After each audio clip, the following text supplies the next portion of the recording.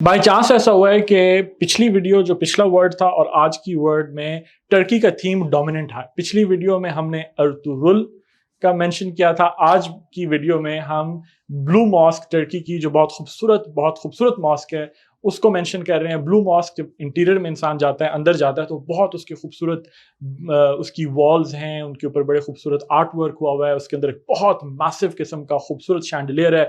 तो जब टूरिस्ट अंदर जाते हैं, सो tourist when they went into the blue mosque, they stood gaping at the beautiful large chandelier.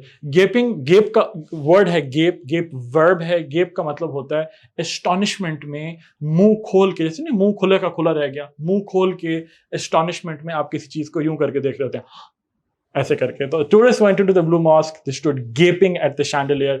Word is gape is a verb.